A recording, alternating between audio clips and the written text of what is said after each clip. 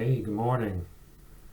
Well, at least it's morning right now while I'm recording this. Anyway, we're a little bit delayed. Um, for those of you who are not part of the Figment League, this is, first of all, this is all OOTP, Out of the Park Baseball 22.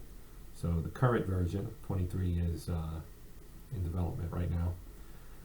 And it's All-Star Game Day. So typically when we get to the All-Star Game, I play the game out. As I mentioned in the intro video, which you may or may not have seen, but I don't have a team in this league, so I'm able to be, kind of a neutral observer and just act as commissioner because I have the ability to actually see the ratings. This is a stats-only league. So essentially, the GMs are a little limited in the information they get about the players. So they get, information based on the statistics that the players generate in game. OOTP generates a lot of statistics, including a lot of advanced statistics, a lot of sabermetric stuff. We have frequent discussions on our Slack channel about these, advanced metrics and things and how we evaluate players and so on. They also get scouting reports from the in-game scouting system. Again, if you have not played OOTP and you are into baseball, this is the gold standard for baseball simulation. It's the ultimate baseball sandbox. I love it. I've been playing it for over 20 years, going back to the very first version. It's come a long way, and it's great. So, what we're looking at right now is kind of the commissioner's office, as you see there on the tab up here. And I've imported all the teams. I've also done the backup, so we are ready to go. As you can see, most of our GMs sent in an export for today's sim. St. Louis, the GM of St. Louis had some internet problems, weather related, so he was unable to get the file, I think. Or was that Toronto? Maybe that was Toronto. Anyway, we have 15 out of 16, plus our Japanese league had 4 out of 6. So there are days when every single team has an export. Probably more than half the time that's the case. Sometimes, if you're not using a 7-day lineup, because the game gives you the ability to set a lineup for every single game. So if you're not doing that, then you might not need to export every day. You might want to pull down the file every day and see how your team did, and then make the determination whether or not you need to tweak something. So, having said that, like I said, most of our GMs send in exports pretty much every day. We are going to move on, and I'm going to sim up to the All-Star Game. We're on Monday. The All-Star Game itself is on Tuesday, and then Wednesday's an off day, and Thursday, which will be the end of this, the start of the rest of the sim. There'll be 4 days of games, regular season games that I just basically run. Let the simulation handle it, and then I'll do my update. It'll go out to the GMs. They'll get a file, and the reports on the website will be updated, and we'll be ready for tomorrow's sim. So without further ado, let me get on with the business here. So we're going to click play and finish today. That will advance us to Tuesday. You see we got a little arrow, little exclamation point indicating that there is some news here underneath, and we have the All-Star Game. So if I click on here, it's going to generate some pictures for the various players. It kind of updates. If I haven't looked at a guy in a while, his picture may have changed. He may have changed teams. He may have come up from the minors, whatever. So it generates a face gen, which is a 3D modeling system that generates, somewhat photorealistic faces and heads. And you can see some of these here. All of these guys have a face gen for them. So our pitchers, we have Ed Wood of Boston going against Butch Smith of Cincinnati. The game itself is going to be played in Brooklyn, which is a Continental Association team. We have 2 leagues, just like MLB does, or did, even back in 1941. We don't have the AL and the NL. We have the Federal Association and the Continental Association.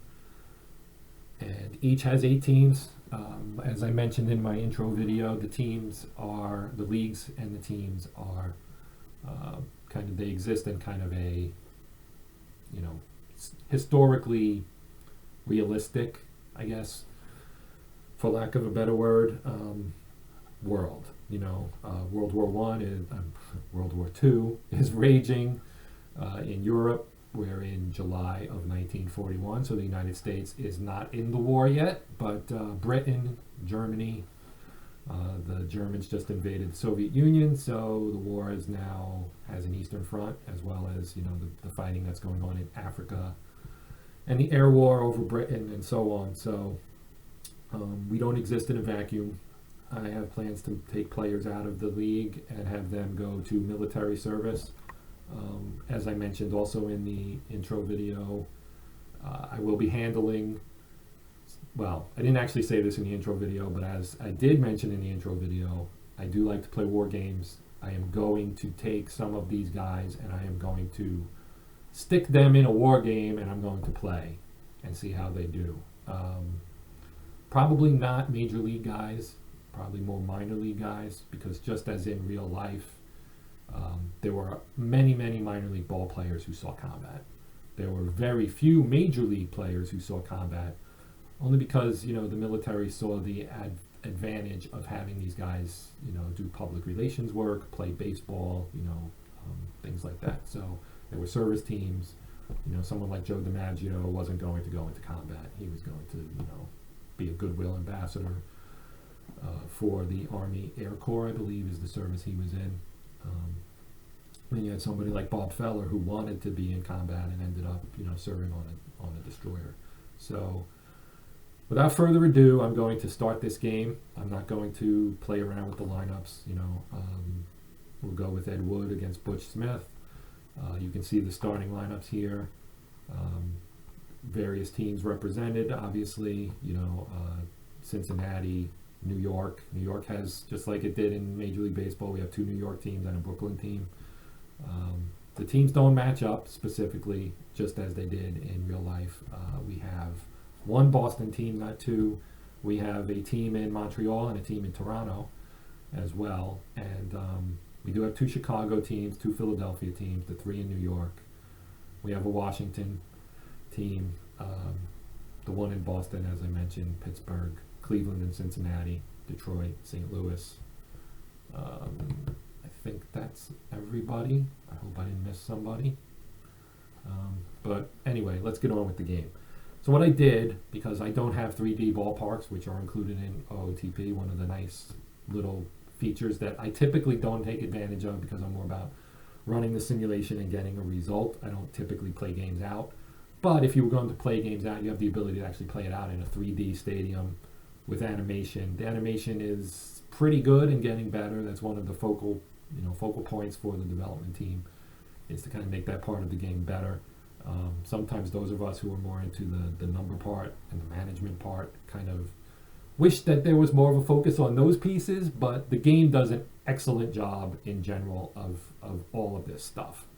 So I'm going to start the game. Since I don't have 3D models for my fictional teams here, we are actually going to play this game in Ebbets Field. So it's Brooklyn, and you'll see the stadium. Here we have, here's our ballpark, here's our guys on the field. Butch Smith on the mound, John Lawson at third base, he's a future Hall of Famer for sure. Bill Burkett leading off.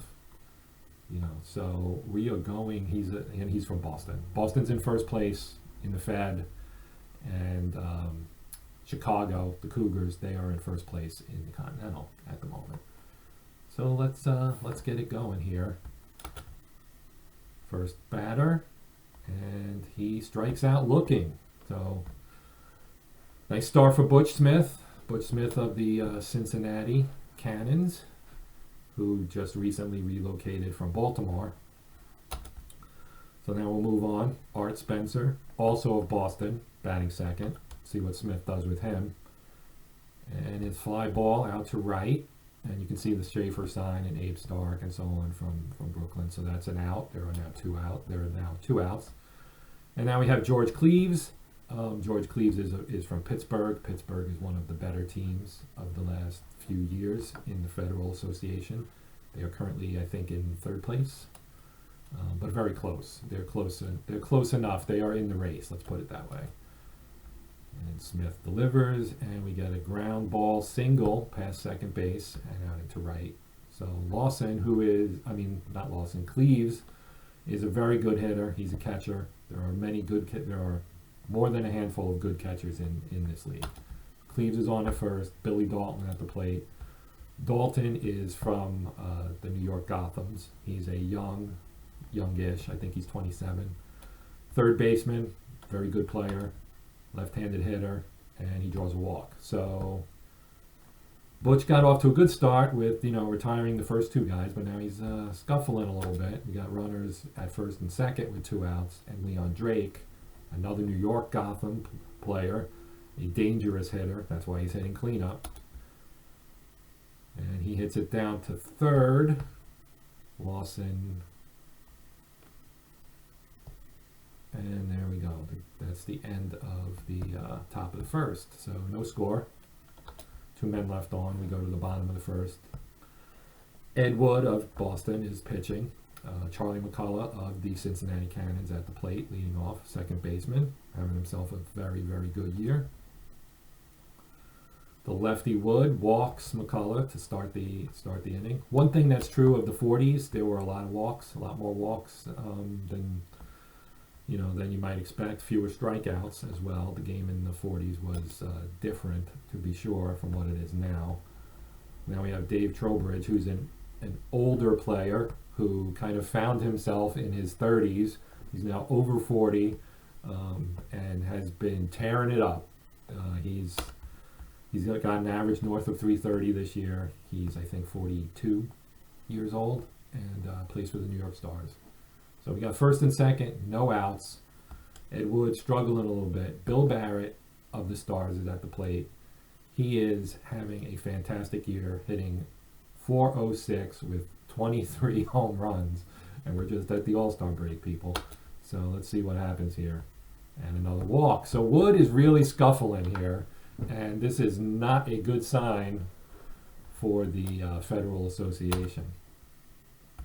Brings up John Lawson, who is probably the epitome of a professional hitter. He's also an older guy, late 30s, left-handed hitter. Started off at second base, is now playing third. Plays for the Cougars, who are in first place. He is an outstanding player. And he hits a ground ball. This looks like it could be a double play, but no, just a fielder's choice. So a little 6-4 fielder's choice there. He does get the RBI. It's 1-0. Continental Association. And now we have Bert Lass of Montreal. And he also hits a grounder and also a fielder's choice. So now we have 2 outs. Same thing, 6-4. It's 2-0. Man on first. And see if Wood can escape further damage. Now this guy is Adam Mullins. He was traded in the offseason from Montreal to Cincinnati. A very, very good hitter. And he delivers a base hit. So we have we got a play at third, and he is safe, it looks like to me. And so now we're going to have second and third with 2 outs. And Harry Barrell. Now, the Barrell family is kind of the first family of this Figment universe. And just a little brief thing about Harry and his family.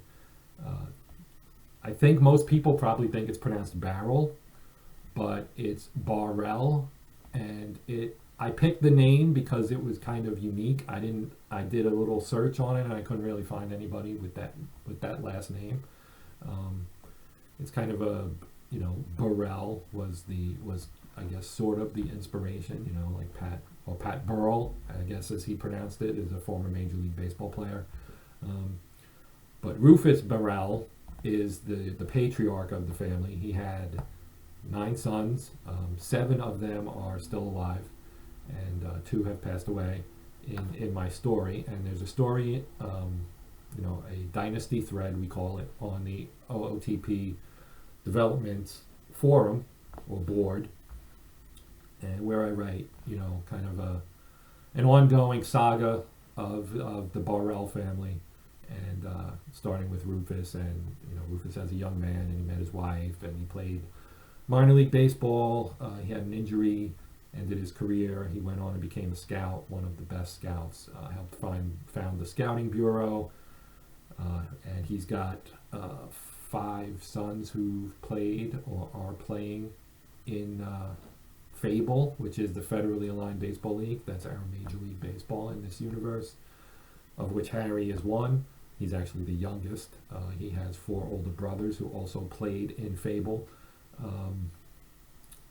Dan, who was originally an outfielder, and because he had some injury problems with his knee, he ended up at first base. There's also Tom, who's a pitcher, was a very, very good pitcher, is now kind of had some injuries and is struggling a little bit, but is still effective. He pitches now for Pittsburgh after spending years with Brooklyn. And Fred. Fred is a catcher, also played for Brooklyn, still does play for Brooklyn. Harry plays for Brooklyn, and Dan as well played for Brooklyn. Brooklyn at one time had 4 Barrells playing for them. Fred has kind of tailed off offensively. He's still an excellent defensive catcher. And then there's Bobby, who is an all-star and plays for the Federal Association's Philadelphia Keystones. He is a power hitter. He is a good defensive outfielder. He is an all-around star.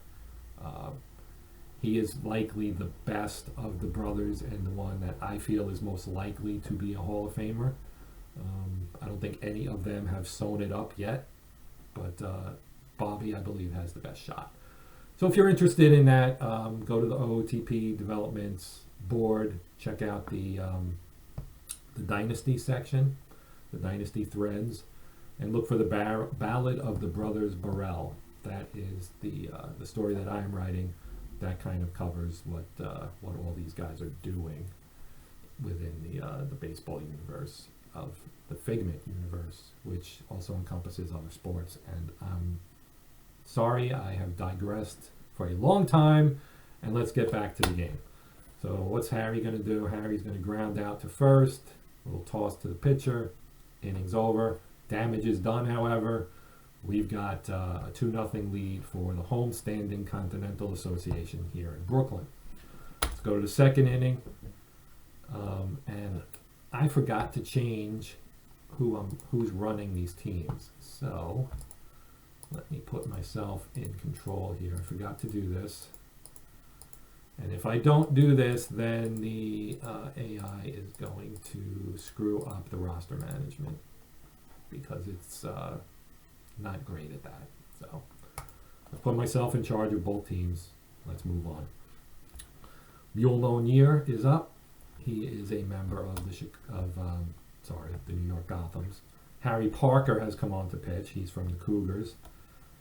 And so let's get right back to the action here.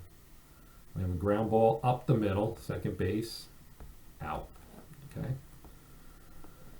So that was Charlie McCullough making the play and throwing over to Dave Trowbridge at first. And here we got Buddy Schneider. Buddy is one of a trio, he's one of a set of triplets who are baseball players. His brother Skipper plays for,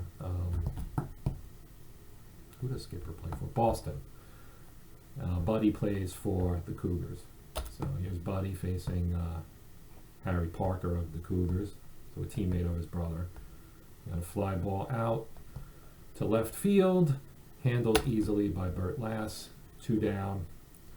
Here's Pablo Reyes, who is a fantastic defensive outfielder, and he can hit a little bit too. Excellent player for the Pittsburgh Miners. Let's see how he deals with Harry Parker. We got a shot up the middle past Harry Barrell into center field for a base hit. So Reyes on at first, 2 down. And the batter will be the pitcher's spot, Ed Wood. So what we're going to do here is we are going to pinch hit for the pitcher here. So let's see, who do we want to have hit? Now, my strategy here is to try and get guys in the game, right? So we have a lot of center fielders on the team. Bobby Barrell, or Barrell, see, I just did it too, is probably more, he's played a lot of the corners, both left and right, but in my mind, he's a center fielder. The Keystones have had good defensive center fielders. That's why he's kind of been shifted, although he himself is a good defensive center fielder. He's kind of been shifted to the corners a little bit occasionally, but I consider him a center fielder. And then you also have Burkett of Boston and Bill May of the Chicago Chiefs. So Parker is a right-handed hitter, so I'd like to kind of throw a lefty in there. We are carrying 3 first basemen, so I might go with Malin Strong of Pittsburgh as my pinch hitter here. I was considering him or Bill May, and I think I'm leaning towards going with Strong. And we'll see. I mean, if we get a rally, maybe he stays in at first base and Spencer goes to the bench. We'll see how the inning plays out. So I am going to take him and I'm going to drop him in down here and make him the pinch hitter. We're going to go back to the game and we'll see how Malin Strong of Pittsburgh does against Chicago's Harry Parker. And that looks like that is a home run, my friends. So right there, one swing of the bat, Malin Strong just tied this up, and it is 2-2, and that is what you call a nice job by a pinch hitter. All right, good job, Malin Strong. Then now we flip the lineup over, Burkett's up, and tie ball game. Whole new game, and Burkett shoots one out to left, handled by Lass. That retires the side. So I think I might move some defensive players around here and get maybe see if I can get Strong in the game. Let's see what we got here. So Spencer is actually due to lead off.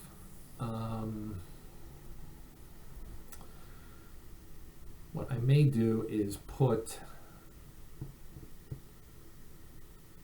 Barrell in, or I call him Barrell again, see what I'm doing? Barrell in, and he's going to play center field, or actually he'll play left. We'll move Reyes to center, we'll put Strong at first, and we will drop a new pitcher in. As you can see here, a lot of these guys are tired, which makes it tough, right? Like, who do you put in? I have Whiteley, who is from Philly. He is rested, so I think he's going to get the call. I will probably end up using Daltman, Hearn, Miller, and Stedman, all of them, for probably no more than an inning. This is one of the challenges and one of the reasons why I run this game is that I don't like the way the AI handles the pitchers in the All-Star game. So we're going to drop him in here. He's going to bat in one spot, so he's ninth, basically, in terms of where he's going to appear. And set his position to pitcher, so now we have a new pitcher. We're going to go back to game action. Whiteley is now on the mound here. He's facing Fred Galloway. Fred Galloway is a center fielder from Cincinnati, another really, really good player. Obviously, it's the All-Star game. All these guys are good. Let's see how Whiteley does. We've got a base hit, shot past Lawson at third base, and that is a base hit for Galloway. Oh, yeah. I'm sorry, that was Dalton at third base. Sorry, I had my teams mixed up there. All right, so we're back at the pitcher now. Same thing, we're going to go to the Continental Association substitution tab. And we're going to put in, and we have the same situation here as you can see, which, you know, do I let Parker hit? He's, how many pitches has he thrown? Well, he's not fully rested, so all of these guys are tired. The only guy I probably won't use is Vern Hubbard because he is, his status is 44%, that's pretty low. If you look, we got Cole at 67, that's not terrible. Pappenfus 66, not terrible. Perry 65, not terrible. Smith is already burned. The AI pulled him after one inning. We also have some relievers. I try to use starters first, save the reliever guys for later in the game. This wasn't an era where relief pitching was historically used all that often. In a real all-star game of the 40s, we would have all the pitchers would likely be starting pitchers. So that not being the case here, the way the game is set up, you have to carry at least 2, I think, relief pitchers. They get voted in. So with that said, we've got a lefty, Barrell, then Cleaves and Dalton will be the hitters coming up, scheduled to come up for the Fed.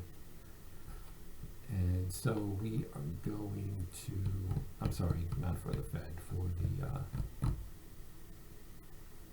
Fed in the next inning. So the pitcher is Whiteley. He's a righty. So we're probably going to try and stick a lefty in there. Now we have 3 shortstops here. Jake Hughes of Montreal, Skipper, Buddy's brother. He's a youngster, 20 years old, as is Buddy, obviously. Their third brother is a pitcher. He is in the minor league system of St. Louis, maybe? I don't remember off the top of my head. But I think it's St. Louis.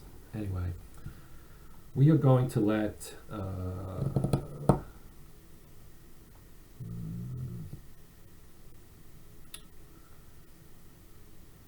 wow, this is tough.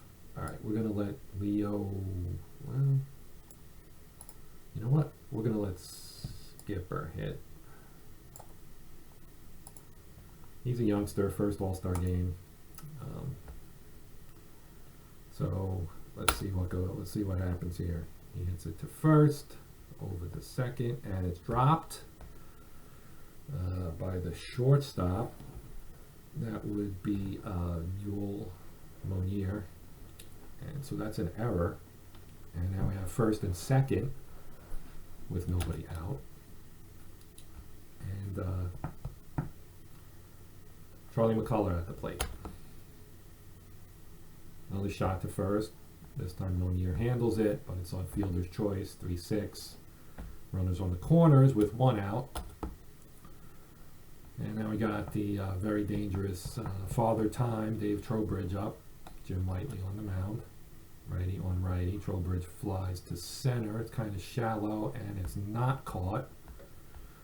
And the runner had to hold, apparently. It's still 2-2. That's a base hit, and runners on the corners now with 2 outs. And let's see, Barrett fly deep left field and caught. So end of the inning. Remains 2-2. We're going to have a pitching change, obviously. I am going to leave Skipper in the game. I'm going to play him at second base. In Charlie McCullough's spot will go to the new pitcher, who will be Pete Pappenfuss, who is one of my favorites. He is a really hard-throwing right-hander with some historically he's had control problems. He's got kind of put it together this year, and he's having a fantastic season. I really want to see him do some stuff here. So he's facing Bobby Barrell in the leadoff spot, and he gets a base hit. So Barrell with a single. So he's on first, no outs. Cleaves at the plate, and he hits it to short, and we end up with a double play. Yes, a double play. So 6-4-3 double play turned by the Continental. That was Barrell to Schneider to Trowbridge at first. 6-4-3, 2 outs. Billy Dalton of the Gothams at the plate. And we have a shot out into the gap. This looks like extra bases. Fielded by the left fielder. That's a clean double for Dalton. So we have a man on second. That double play looms large because it erased both base runners, and we would have seen one of them score, I think, if not both. So here's Leon Drake, and he gets whiffed by the hard-throwing Mr. Pappenfuss. So we go to the bottom of the third. No, I'm sorry. The top. Wait. I lost track here. All right, so Lawson grounds out to start the bottom of the third. Now Whiteley has thrown how many pitches? 20. Okay, so this is definitely his last inning, and if he gets into trouble, I will pull him. So Bert Lass at the plate. I like to let my starters go 3 innings if possible. We have a base hit past third. All right. Adam Mullins up. And a walk. And he's now at 23 pitches. This could be his last batter, Harry Barrell. And we have a grounder. And it's a field, it's an out at first. So it's second and third now, 2 outs. Fred Galloway at the plate, 2 runners in scoring position. I think I am going to take him out. Although he was rested, and his status is okay. Let's see if he can handle Galloway. And he can't. So the thinking there was to try and see if I could get him through the inning. Because you could end up with trouble as far as pitching, having pitchers that are tired. And that gamble did not pay off. It is now 4-2, and Skipper Schneider's up. I'm going to give him a shot at getting this guy out, and it looks like he's not going to.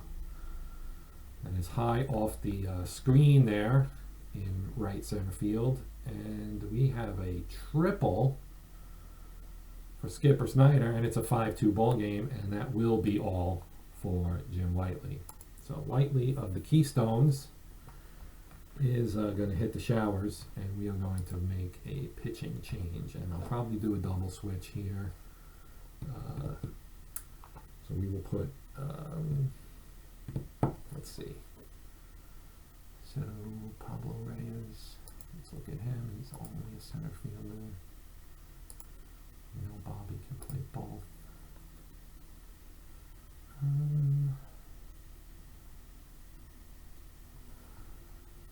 We'll put Bill May in Whiteley's spot, and he will play center field. No, I'm sorry. He's going to play right field. Reyes will stay in center, and we're going to put Charlie Steadman into the game as our pitcher. And then we go back to game action. Pappenfuss at the plate. So we need to make a pinch hitter. There's no sense in having him hit. And so let's see. Steadman's a lefty. Ideally, we would want a right-handed hitter, so I'm thinking Ford, Vestal, or Watson. Watson is our lone sailor, Philadelphia sailor in the game, and Pappenfuss is hitting in the 1 slot. I'm going to let Ray Ford hit, I think. Ray Ford is hitting 368 for the season. That is really, really good. We're going to have Ray Ford of the Cougars facing Charlie Steadman of the Miners. And here we go. That is a fly ball, and that is going to be an out. And that retires the side. So, I'm going to let Ford stay in the game at first, and I'm going to put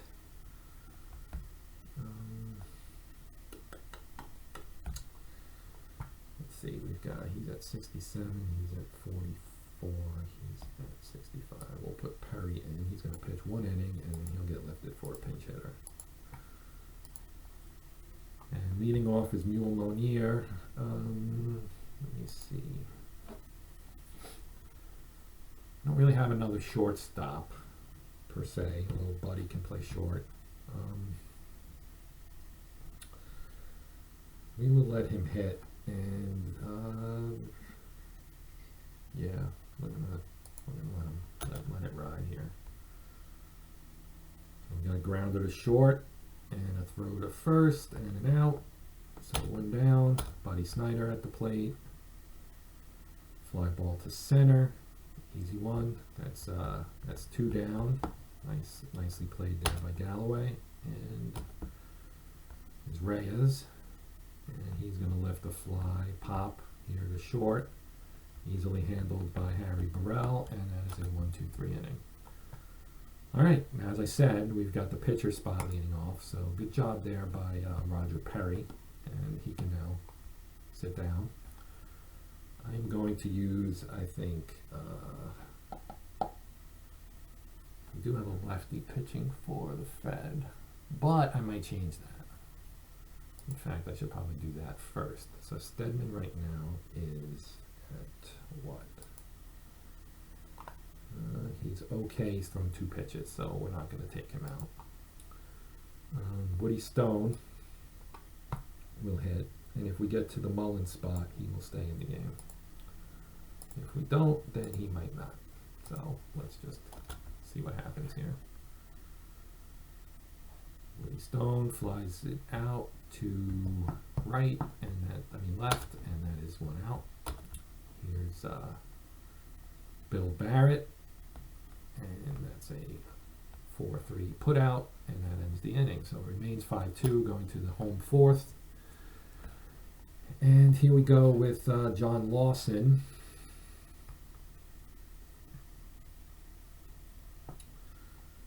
So Lawson leading off against Stedman. Struck him out. All right.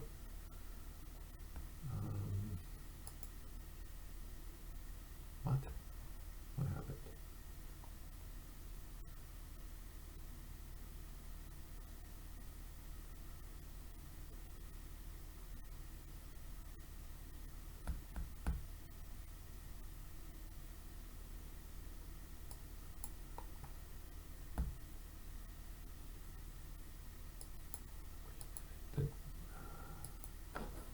Missing a pitcher? Is that what?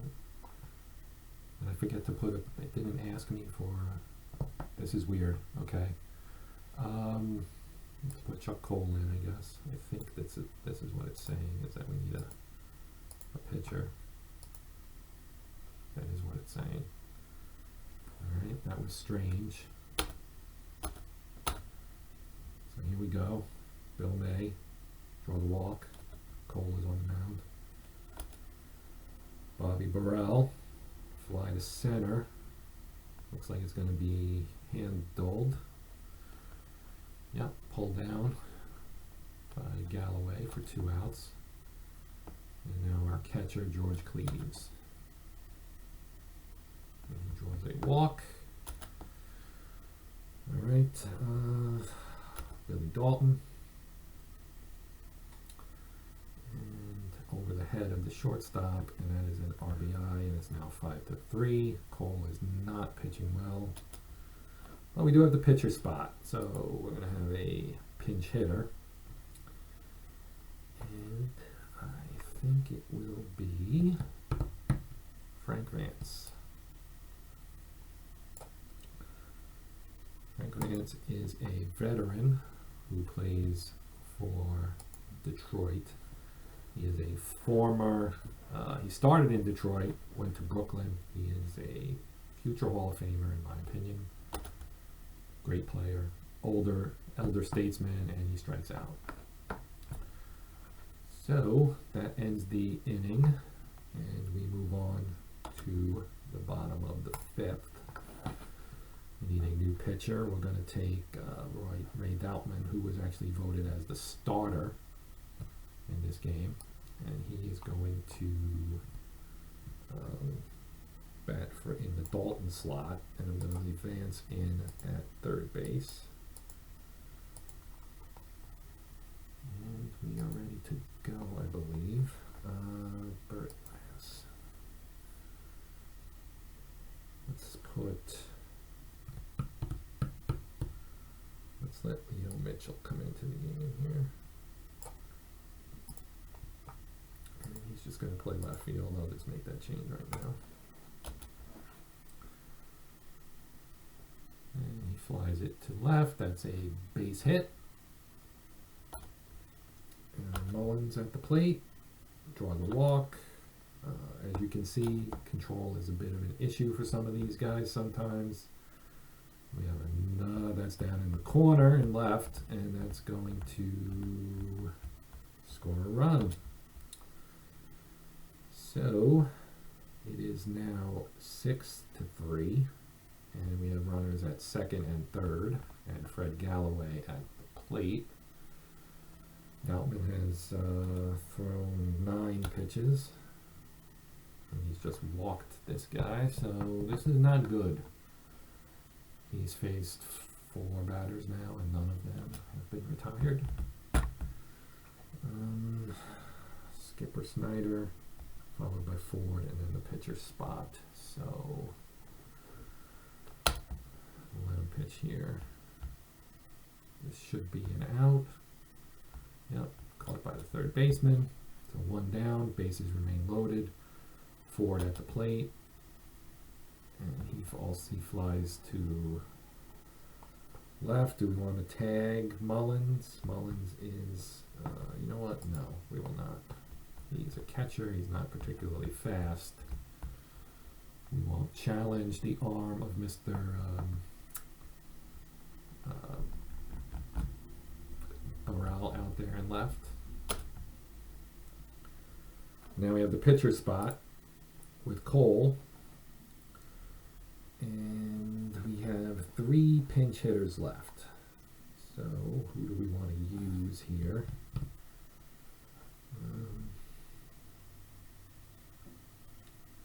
We'll send Watson up.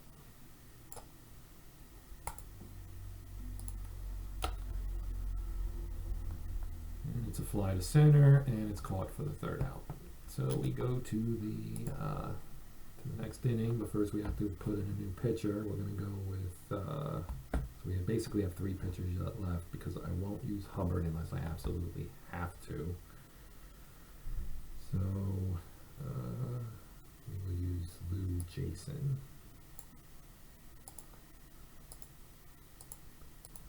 Here we go. All right. And he comes in and he whiffs Monier. So there's 1 down. And now Buddy Snyder at the plate. Shoots it up the middle for a base hit. 1 on, 1 out. Pablo Reyes at the plate. Down to first. He goes to second. And there will not be a throw back to first. So fielder's choice. 3-6. 2 outs. We go to Mr. Malin Strong. And he whiffs, looking, got him looking, ends the inning. Nice job there by Jason. He took it through 13 pitches and just tired the side with 1 base runner. We'll take that. All right, Bill Barrett at the plate, the extremely dangerous Bill Barrett, who's also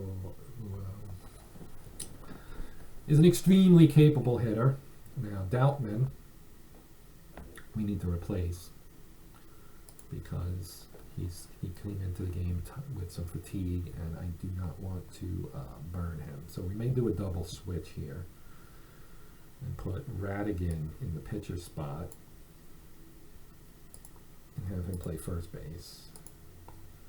And then bring in Danny Hearn and drop him into the 9 slot as our pitcher. All right, so the lefty Hearn coming in to face the lefty Barrett.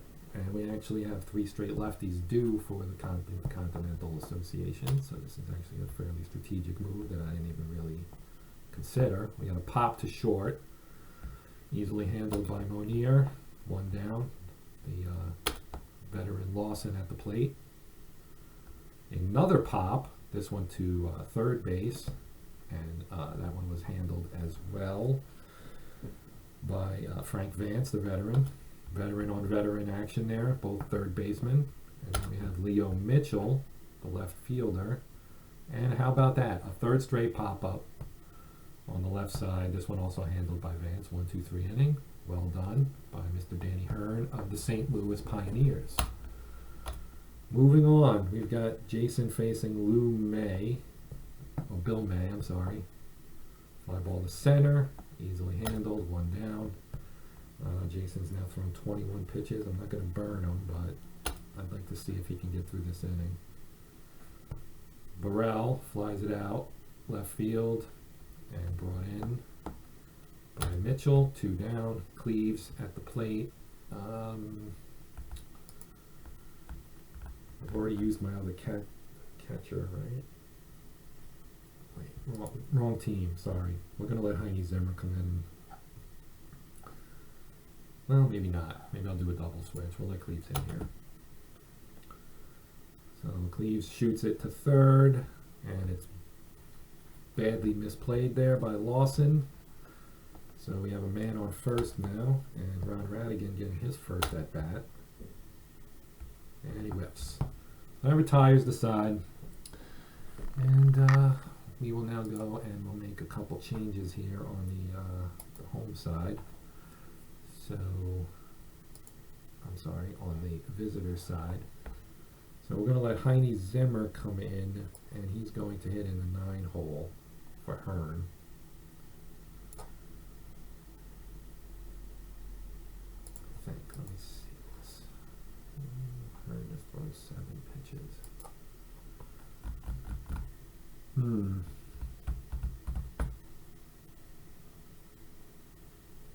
Came in at 62%. I have 3 more pitchers. We're in the, you know what, let's just let it ride here. If he gets any base runners, he's coming out. That's going to be an out. Fly out to left, 1 down. Harry Barrell at the plate.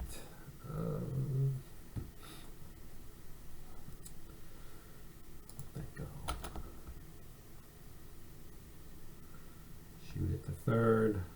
Handled there by Vance. That is 2 down. Former teammate of Barrell, rather. And here's Galloway. And he singles. So, 19 pitches.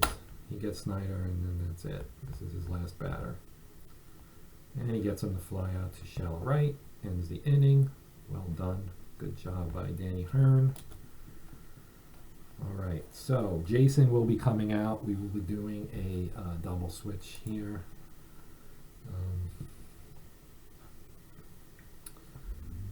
Jake Hughes will come in and play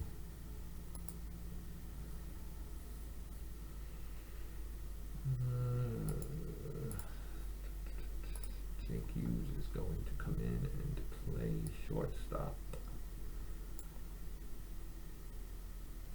No, he is going to hit. I almost screwed that up. He's going to hit there. And play shortstop. And the pitcher spot, which will be Curry, is going to be manned by in the Harry Barrell spot. There we go. All right, moving on. Here's Frank Vance facing Curry. Shot down the line. That's going to be maybe a double. Looks like a double. Play at second, not in time. He's in there. Okay, leadoff double for Vance. No Monier up. Grounds it back to the pitcher. No play at third. Goes to first. 1 down. Man on third. Buddy Schneider. We are in the top of the 8th here.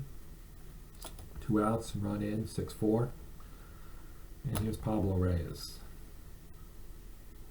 Popped up on the infield and handled by our new shortstop, Mr. Hughes. All right, so we go to the bottom of the 8th. Danny Hearn on the mound for the moment. We will be taking him out. It's bullpen time with relievers.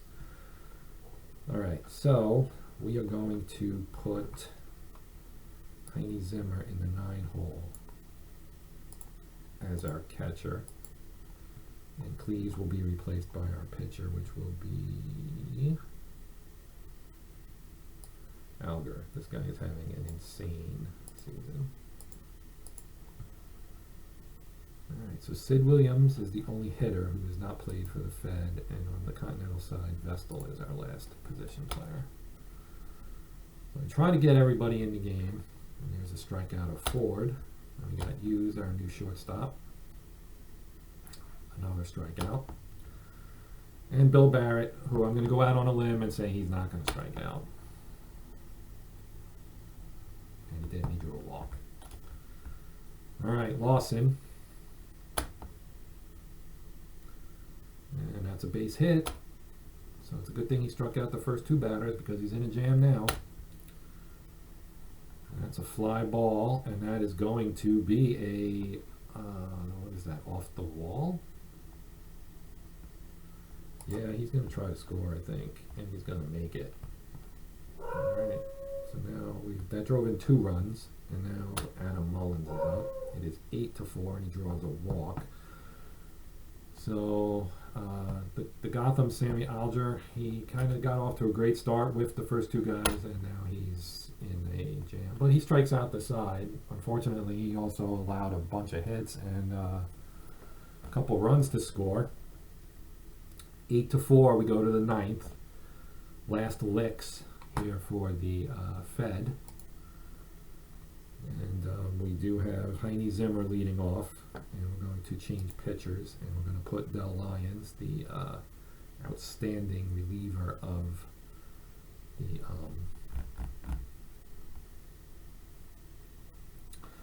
Brooklyn Kings in as our pitcher. Did I let I did let the pitcher hit, didn't I? Oops. Alright, well, that was my bad. Well, Ken Lyons closed the door here. It's not a save situation. And that's a base hit. Nope, that's an error. Okay. E4, so an error on Skipper. And that turns the lineup over. Here's Bill May. And he hits it down the line, and we get a double play around the horn, 5-4-3. So if you're scoring at home, that was Lawson to Schneider to Ford at first. So last man standing, and it's Mr. Bobby Barrell, and I'm going to let Sid Williams hit for him to get my last man in the game. And he pops it up, second base. Schneider handles it, and there's your ball game. It is 8-4. So here's our game story. Galloway dominates an 8-4 win over Fed Association All-Stars. Fred Galloway cemented his status as one of the best in the game with his performance tonight. It's an honor to even be invited to the game. To be rewarded as the MVP of the game is extra special, the Continental Association star said after his great showing. Just playing on the same diamond as some of these guys is a pure treat. In the game itself, Galloway certainly wasn't the only great player out there, but he did enough in the Continental Association's 8-4 win over the Federal Association All-Stars. So Fred Galloway, center field of the Cincinnati Cannons, is your All-Star Game MVP. He went 3 for 3. A couple RBIs, he drew a walk, he scored a run. Box scores in All-Star games are always fun to look at because they're really big. Doesn't look like he had any extra base hits. The Continental got a double from Harry Barrell and Leo Mitchell, and a triple from Skipper Schneider. The game's only home run was hit by Malin Strong of Pittsburgh off of Harry Parker. For the Fed, Dalton went 2 for 2 and drew a walk, so he had a pretty good game. Strong obviously had the home run, but that was his only hit in 3 at-bats. Mitchell went 2 for 3. Pitching-wise, it was a little uneven, I would say. The best job was probably turned in by Jason, who went 2 innings for the Continental. Had 3 strikeouts, no walks, 1 hit. He threw 32 pitches.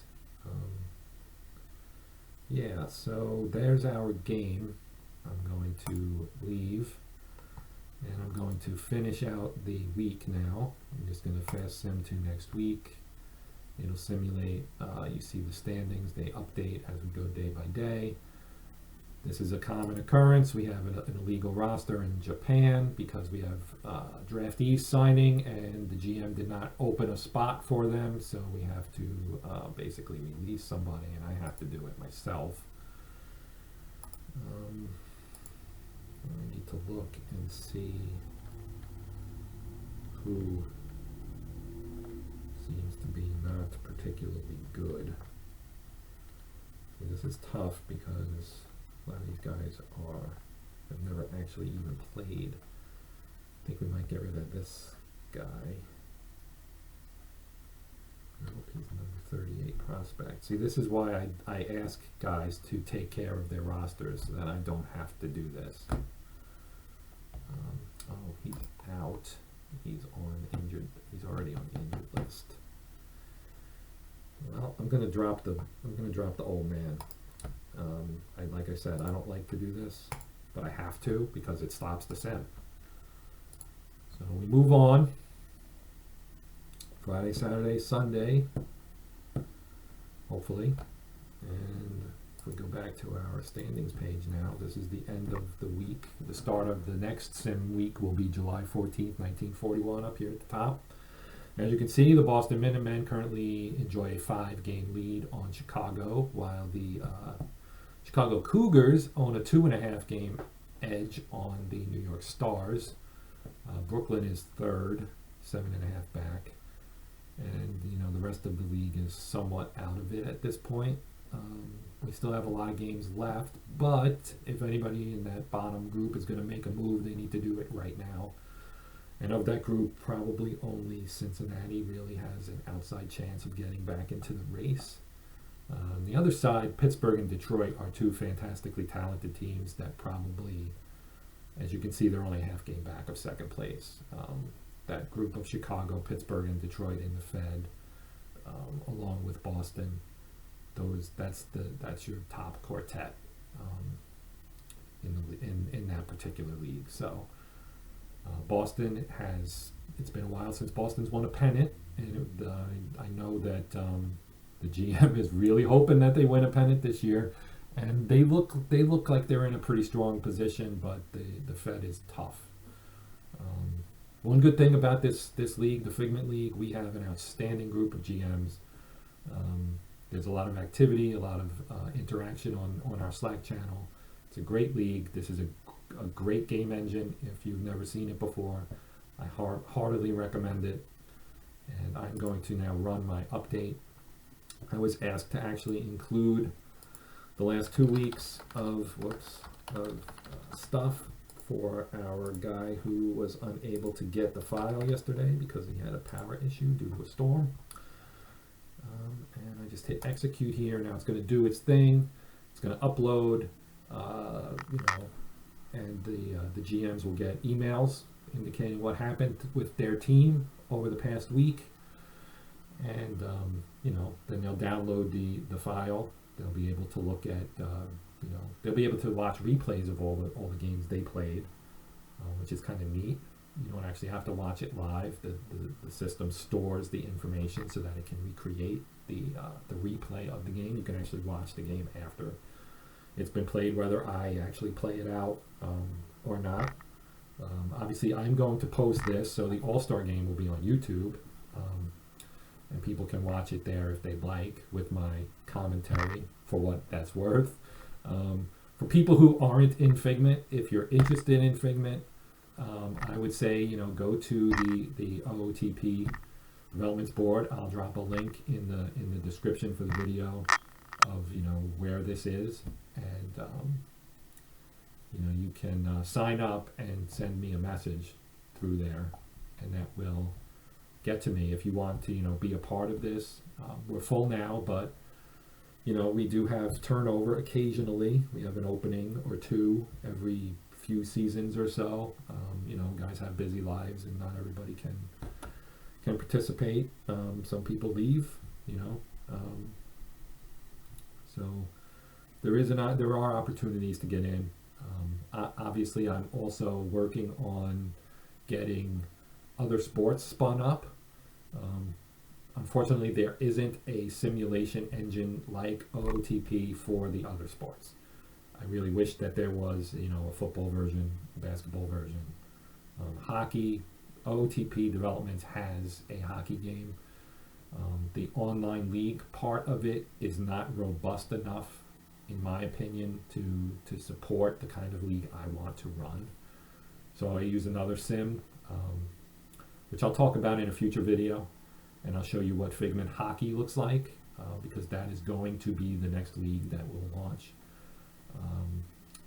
And also in future videos, I'll start talking about, you know, some of these players that will leave Fable and go into the military, and I may, you know, war game some of what they do in there, and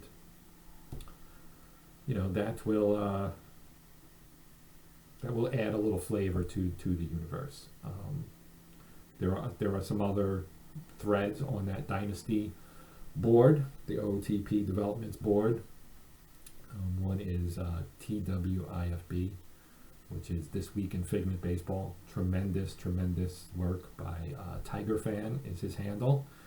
And he does an outstanding job of going through everything and writing up and news stories. He incorporates cartoons from old newspapers and you know, includes things that are going on in the world historically around, you know, Figment in this time period. So lots of news about the war, obviously.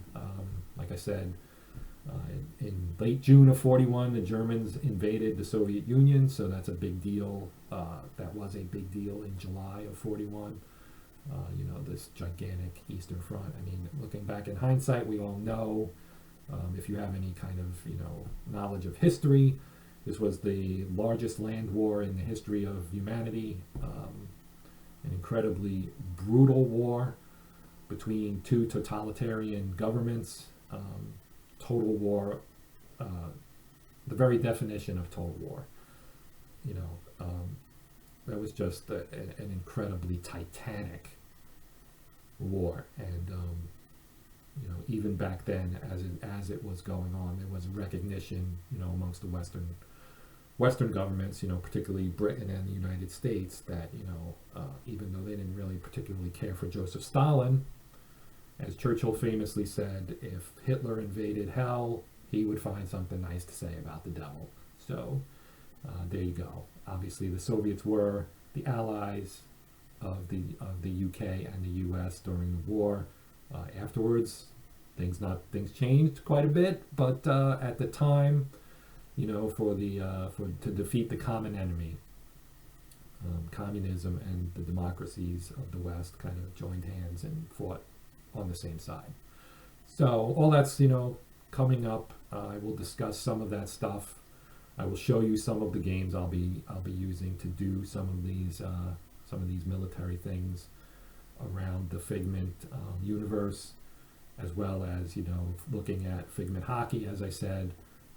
I may show you a sneak peek of Figment Football, which is on the drawing board at the moment. Figment Basketball probably won't happen until after the war. So that's another 5 seasons from now. We turn around a season in about 3 months or so, 3 to 4 months. So you're looking sometime in 2023, I would say, would be basketball. Hockey will be soon.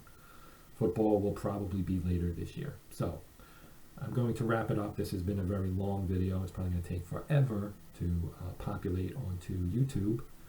And I hope you enjoy it. And again, if you're interested, check out the link in the description. Subscribe. I know I'm a brand new channel, but if I get subscribers, it helps me grow. It helps me do a little bit more. Kind of YouTube kind of locks you down a little bit when you're new. So if you think you might be interested in seeing how this Figment universe goes and hearing about digital war games, tabletop war games, digital sport games, and tabletop sport games, I'm going to cover all that stuff, then please subscribe, like the video, tell your friends, all that stuff. Thanks for watching, and I hope you have a good day, and I hope to see you on my channel in the future. Take care.